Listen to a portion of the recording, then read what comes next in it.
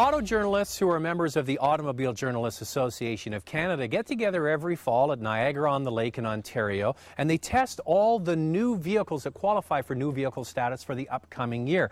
And they just did that in the fall of 2008, and they break all the vehicles down into 14 different categories. Now, the winners of those 14 car classes have already been announced, but they just recently unveiled the overall car of the year and the overall SUV of the year. So we'll tell you about that in just a second. First, we want to go over the most important categories again to let you know which vehicles were picked as the best for this year. The small car under $18,000 category included the Smart for Two, the Chevy Aveo, and the Toyota Corolla. And Zach, it's really not surprising that the winner is the Corolla, and it was also placed in the overall running for the car of the year. You know, I'm not surprised either because the new Corolla is so much better than the car it replaces, and it's one of the best sellers every year, so I can see why the journalist chose that vehicle. Now we move on to small car over $18,000. The Honda Fit and the cousins, Pontiac Vibe and Toyota Matrix, battled it out, with the Vibe as the winner. The Vibe has standard stability control, so that might just have tipped the scales a bit in favor of Pontiac. Even though they're shared on the same platform and designed basically by Toyota, and then General Motors takes over the styling elements, I think the styling on the Vibe is actually better than the Toyota version. Now you might be asking yourself, why was the Fit placed with the Matrix and the Vibe? Shouldn't that be in the under 18,000 class, which is what I thought, and it probably would have given the Corolla a good run for its money, but the rules stipulate that they have to place the car in the class where it sells the most units. So obviously Honda sells more units over 18,000 than under 18,000. Our next category, family cars between $22,000 and $30,000. The contestants include the Chevy Malibu Hybrid, Kia Magentis, Hyundai Sonata, Mazda 6, and the Volkswagen Jetta TDI wagon.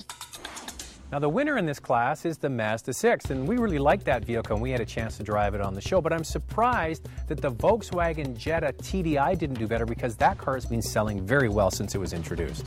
The other category that we want to have a look at is the crossover SUV under $35,000. The Dodge Journey, Volkswagen Tiguan, and Subaru Forester were included, and the Forester won.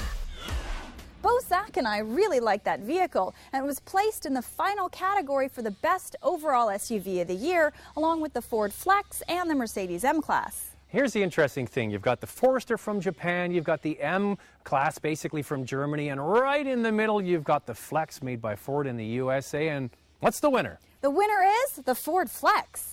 But there's no doubt, Lacey, the interior finish on the Ford Flex is so much better than anything we've ever seen from Ford. It drives very nicely as well. But you know what? That Forester is a nice little vehicle too. The Forester is a less expensive vehicle, but congratulations, Ford.